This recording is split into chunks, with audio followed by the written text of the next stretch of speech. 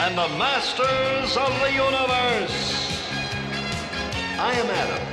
I think it was the first convention, and this has happened 3 or 4 times now, where men in their... If you grew up in the 1980s, chances are the phrase, "I have the power," still echoes in your memory like an epic battle cry from your childhood. He-Man and the Masters of the Universe wasn't just a cartoon. It was a full-blown cultural phenomenon. Sword-swinging heroes, shirtless villains, a talking green tiger, and a castle shaped like a skull. What kid could resist? But now, with a bit more mileage under our belts, rewatching He-Man hits differently.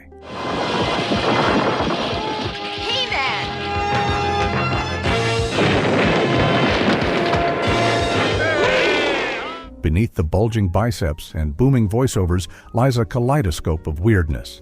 And not just the obvious stuff like Skeletor's dramatic monologues or Orko's floating antics. We're talking corporate meddling, recycled animation, baffling moral lessons, and toy-first logic that would make even the most forgiving fan raise an eyebrow. This isn't just nostalgia. This is a deep dive into the surreal, awkward, and often hilarious world of a show that was stranger than any of us dared to remember. Buckle up, things are about to get very Eternian. 1. The show was literally built to sell toys. Interesting, except that this is explosive, and this is very dangerous. If you thought He-Man was created out of a burning desire to tell epic sword and sorcery tales, think again. The real origin? Pure marketing. He-Man and the Masters of the Universe was born in the early 1980s when Mattel, still stinging from passing on Star Wars toys, decided they'd never miss another pop culture cash cow. The company developed the He-Man toy line first. Come on! The show came later, almost as an afterthought, and that's where things get weird. The logic went like this. Kids won't buy toys they don't recognize, so let's create a cartoon to make these plastic figures household names. Problem was, the Federal Communications Commission had regulations against direct advertising to children. But Mattel found a workaround. If the cartoon had story, it could slide by as entertainment. Hence, He-Man was packaged with hastily written lore and launched into syndication like a rocket-powered Trojan horse. It's only me. I knew it was you. I knew it all the time. Each episode was basically a 22-minute commercial. Thin plots, formulaic battles, and just enough action to spotlight a rotating cast of toys. New character, give him a gimmick, say 3 lines, and boom, he's on shelves next week. 1 week, it's Buzz-Off, a humanoid bee with a Brooklyn accent. Next, it's Mechanic, whose only power is a freakishly extending neck. But here's the kicker. Despite being a glorified sales pitch, He-Man took itself seriously, often to unintentionally hilarious extremes. The voice acting was Shakespearean, the villains dramatic, and every episode ended with a heartfelt moral like, don't play in abandoned buildings. Cringer wasn't around when I did. But I don't see what that has to do with me not listening to Man-at-Arms' warning. You will. It was earnest, ridiculous, and somehow it worked. The result? A billion-dollar franchise built on a foundation of bulging muscles, laser swords, and corporate strategy disguised as Saturday morning fun. And that was just the beginning of the weirdness. 2. Prince Adam's secret wasn't exactly secret. And I know what I have to do. By the power of Grayskull!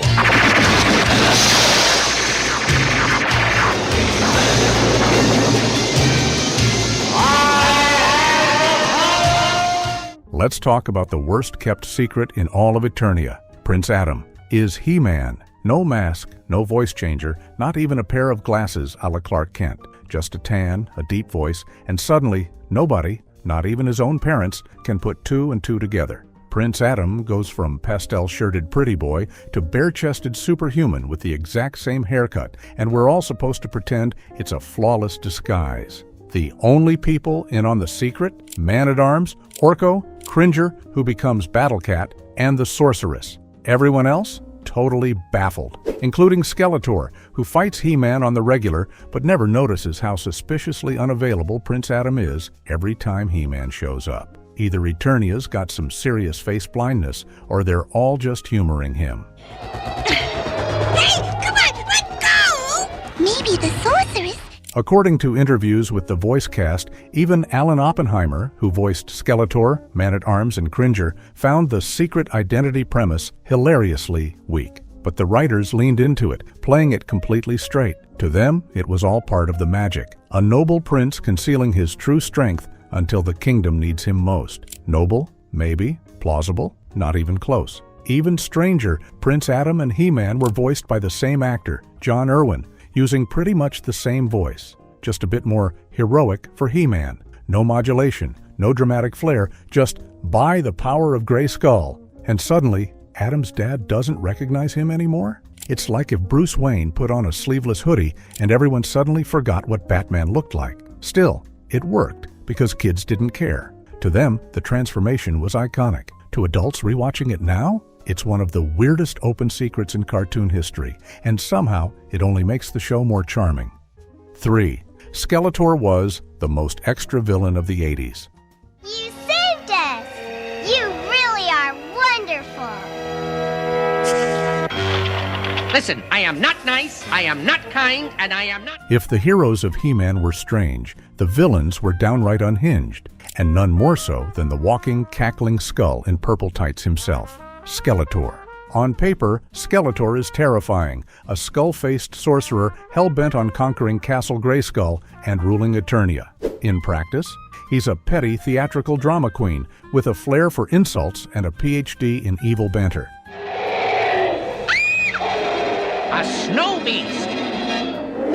Quick, get behind me!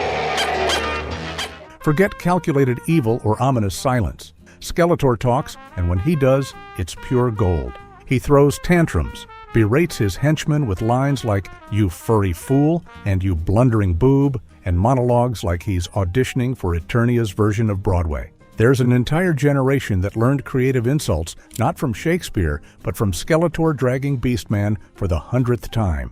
And here's the kicker. Alan Oppenheimer, the voice behind Skeletor, was improvising a lot of that dialogue. He deliberately leaned into the campy side of the character, playing Skeletor with a mix of menace and self-sabotaging sass. He wasn't just a bad guy, he was theatrical. Think more Snidely Whiplash than Darth Vader. I, Skeletor, have brought you here to serve me. Behind the scenes, the writers walked a tightrope. They wanted Skeletor to be threatening, but not too scary. Remember, this was a kids' show designed to sell toys, not traumatize. So instead of dark sorcery or graphic violence, Skeletor's weapon of choice was colorful name-calling and overly dramatic failure. He even got his own redemption arc in later versions of the show. But in the original, his greatest power might have been how often he almost won, only to be foiled by his own ego. Watching today, Skeletor feels like a glorious contradiction, part villain, part comic relief, and somehow the most magnetic character on the screen. I've been set back too many times in my efforts to overrun it. Tell me about this army of yours. He might not have ruled Eternia, but he definitely ruled the show. 4. Orko, the floating comic relief who made no sense. Wand of glass, clean my room, sweeping through like a broom. Yeah, we're cooking. Every great 1980s cartoon needed comic relief, and in He-Man, that job fell squarely on the floating, faceless shoulders of Orko, a sorcerer from the dimension of Trolla, who couldn't cast a successful spell if his life depended on it. Let's start with the obvious.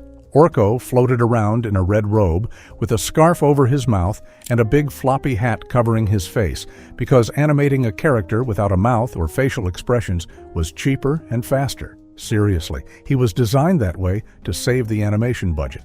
But Orko's real superpower was messing things up. Every time he tried to help, he'd miscast a spell, trip over his own floating cloak, or summon something disastrous. Niggle, naggle, muggle, mac, man-at-arms, please come back! And yet, somehow, he was kept around by the royal palace like he was Eternia's favorite bumbling nephew. Prince Adam trusted him. Teela tolerated him. Cringer? Well, Cringer probably related.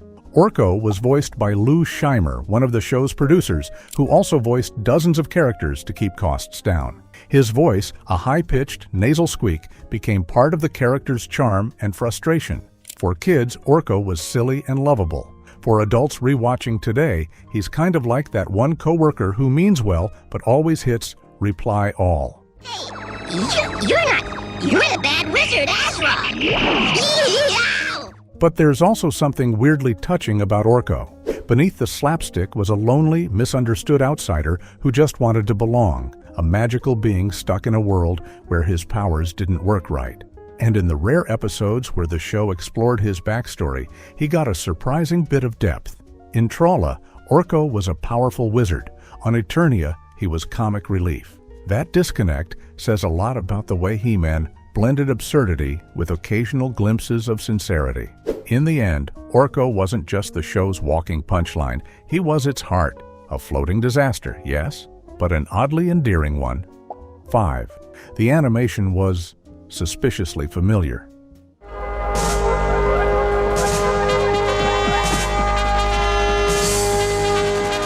This is far enough.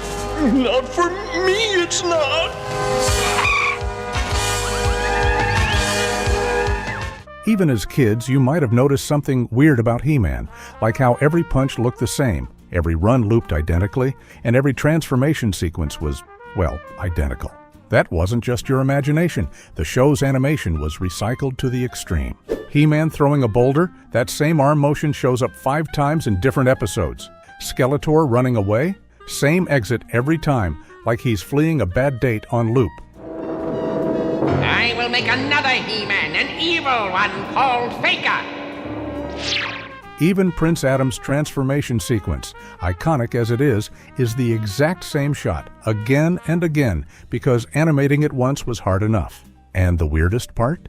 They didn't even try to hide it. They just leaned into it. A lot of scenes are framed in ways that make the reused footage painfully obvious, like characters running sideways across the screen with no change in background.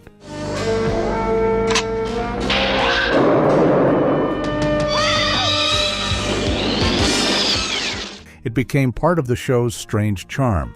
But here's the genius behind the weirdness. Kids didn't care. In fact, repetition helped make those moments iconic. That transformation sequence burned into our brains forever. Cringer ducking behind furniture? Classic. The constant recycling wasn't lazy, it was survival. With a shoestring budget and a punishing deadline, Filmation made it work. Still, rewatching it now, the lack of variation is downright bizarre. It's like someone copy-pasted Eternia's greatest hits into every episode and called it a day.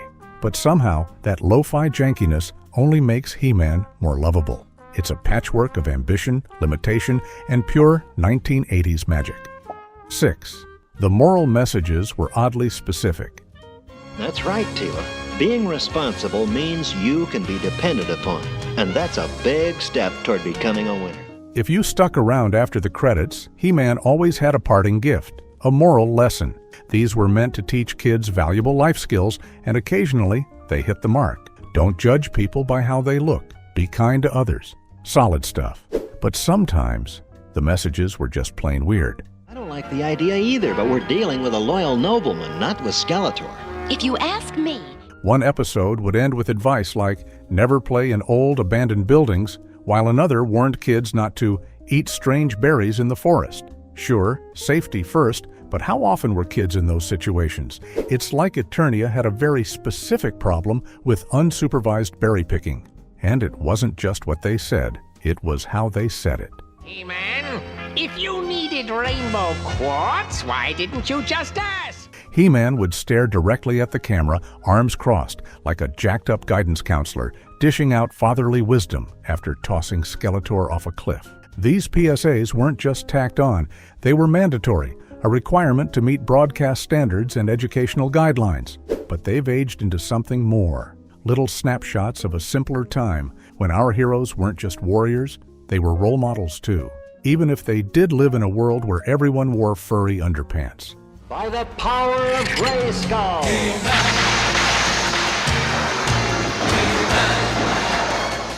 So, was He-Man a childhood classic, or an unintentional fever dream wrapped in muscles and moral lessons? Maybe it was both, and that's what made it unforgettable. What was the weirdest thing you remember about the show? Drop your favorite moments or bizarre memories in the comments. We'd love to hear them. And if this took you back, give us a like. subscribe, and share it with someone who still believes in the power of Grayskull.